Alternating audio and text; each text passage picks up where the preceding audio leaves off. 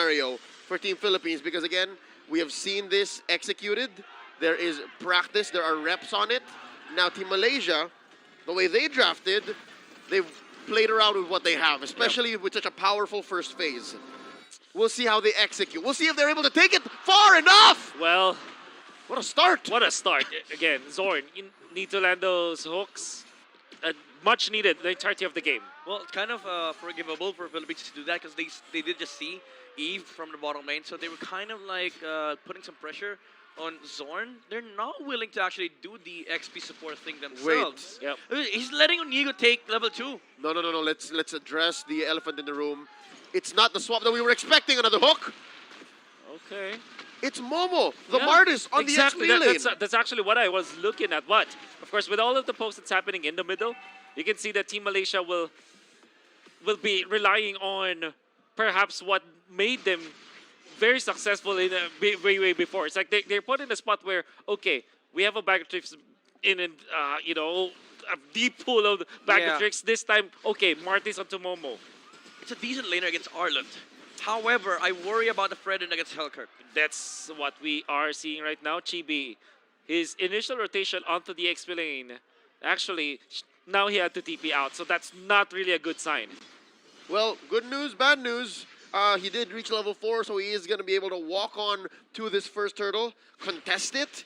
Yeah. But still, I am flabbergasted. It's not the swap that we were expecting, because again, I thought you wanted to shore up that Hellkirk matchup. Exactly. I wonder what they're thinking with Momo here on the Martis. I think it's Malaysia saying that we need more over the Arlet.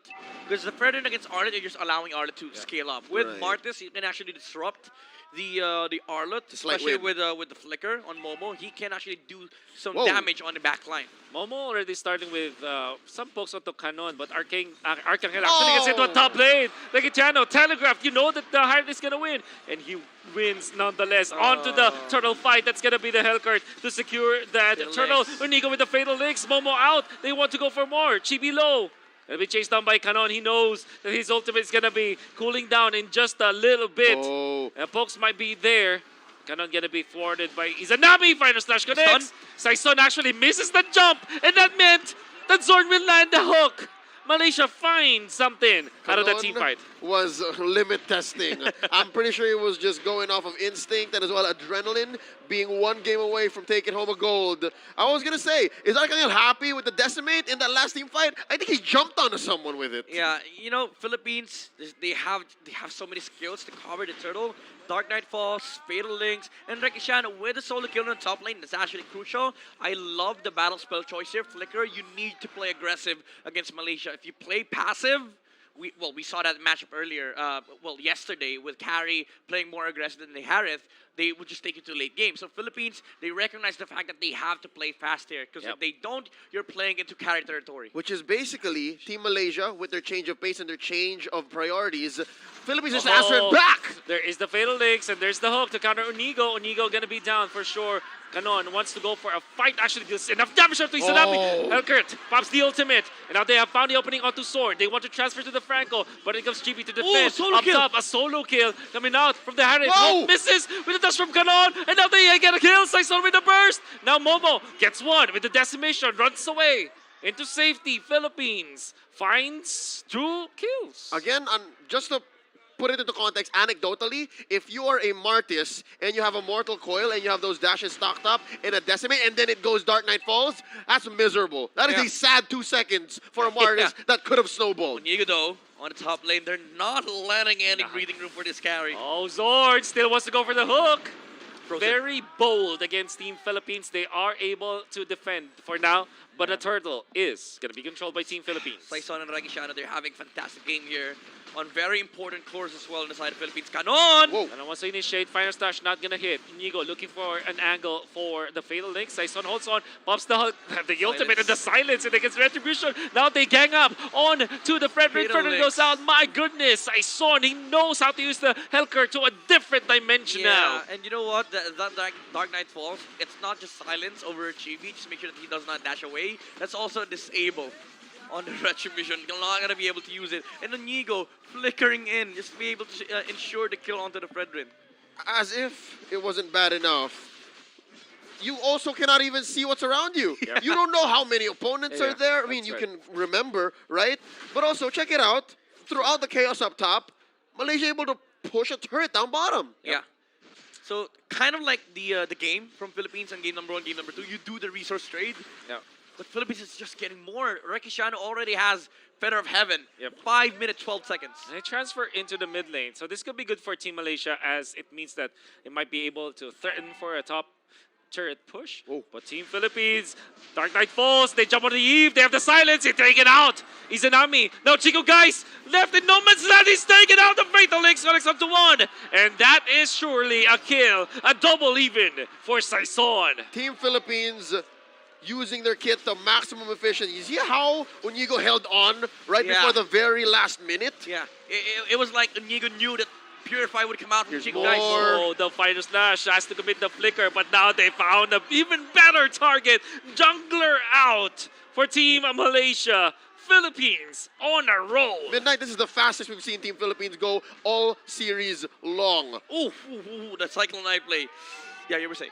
How did they decide to clutch this quickly? Was it all because of the draft, or did they just say, let's do it? Well, they are going to be doing it. Look at the kick on to Canon. He's going to be taken out for now. Saison going to be controlled. Uses the life steal to take on Izanami to stay alive in the silence. On to Zorn meant that there will not be anything afterwards. Oh They my lose. goodness. Canon, however, as they were taken out by Team Malaysia, but that means that Philippines will control this turtle once more. Terrified, Fatal Links, all of the control was there and the damage. Oh my goodness, Chibi just can't find an opening. You know what? This is just an amplified Hellcard. Saison opted to go for the jungle emblem just to make sure that he farms fast enough because he wants to be able to join. He does not care about the killing spree at all. He does not need the extra HP. What they need here is time and efficiency. And with this adjustments, they have Making so much the D-line time. up top, Chico guys, out once again. Zorn, Lance Hook onto Canon. They have the damage after, of course, the Bloody Hunt. And the turret damage, that is just a kill. But, of course, that is the 5th death onto Chico guys. Yeah, so the speed that Team Philippines is coming at here, 7 minutes in, comes at a price. Yeah. It's 5-14 now. They have traded away 2 Oh, turrets. Saison. And yeah, Team Malaysia here trying to catch Saison off guard. Nope. Almost Small without win, because again, they forced the ult, and then Yep. they got a Little Wanderer. A minute away till Lord. Yeah. I'm wondering, how is it going to reach critical mass? How is Team Malaysia going to replicate the same late game potential that they had in game 1 and 2 if Chico guys is saying, as you put, 5 deaths now? Yeah, it's kind of a passive lineup as well. Like you don't have the best kits in terms of protecting the carry, and your main problem, it's not even the Hellcard. Rekishano, the Harith. And another problem. Up top, Chibi. Chibi lands the good taunt onto Canon, but that means that Philippines will just clear out the Yeah. minions and take out the turret up top. You know, the biggest power spike that Malaysia will have to face is the Holy Crystal pickup that can't come out from the Harith. Yep. So much damage, so much magic damage from Team Philippines. And Saison will now have the ultimate. That will be 20 seconds before an next Lord, or the first Lord of the game. Malaysia, they need to reach the late game for sure. Once again, they'll have to rely on their defense. Everybody else from Team Philippines are just sweeping all the bushes now so that they will know that there will be no defense whatsoever in Team Malaysia. Hard to fight into this as well. Oh, Canon. Does not land the stun. Onigo onto the front lines. Arcangel gonna be controlled a little bit. Oh. There comes the hook, but that's the Atlas. You don't want to be in the spot. And it comes the Fire Slash to displace the members of Malaysia. That's 2 out. Zorn is super low. Gonna be safe for now, but will be taken up by Rekitiano. The cleanup. But now up top, Chibi is gonna be the target. Canon. And the rest of the gang will take out one. And no exchange whatsoever because of the fact that the Hellcard popped the ultimate. Lord took all in about 7 seconds from the Hellcard. Just him. Just him. This is the power of the jungle emblem on Hellcard and the amount of damage that he has right now. And mind you, Malaysia fought into that. They started their own terms, and Philippines still came out on top. That was because of the gold lead. This is just the sheer gold difference between both sides. And Harith was so big as well. He was hitting 1,500 magic damage per hit. one might wonder what the call was because, yes, Soren did get a great hook, but before that, Momo was actually spotted by Arcangel. Exactly. It was Arcangel who bush-checked Momo, and I'm guessing there should have been some communications, Momo. right? It's very similar situation as this one, Yep. but as you said, Midnight, it was off of the back of Rekitiano's Harith. He loves those tight spaces where the Zaman Force is basically half the battlefield. Look at Inigo. Look at Oh, Inigo. the E pops the ultimate, but they want to go for a play. From Inigo, catches two with the fatal links, and now they have the damage. Hellcard pops the ultimate so that there will be no vision, and they take out more. GP out, the turret up top, super duper low. Even after the holy defense, it will not be enough to clear out the minions in top and in middle. What a DPS is going to be enough. The deadly poison stinger to end the life of Malaysia for now. No minions. But it will be enough. Rekitiano finish it up, and that's gold for Philippines once again. 3 years straight, the Philippines have been on top of the Sea Games in MLBB. Earlier this year, they took the World Championships, and now, with Arcangel taking his second gold medal in his career, the Philippines stands tall. GG well played to Team Malaysia.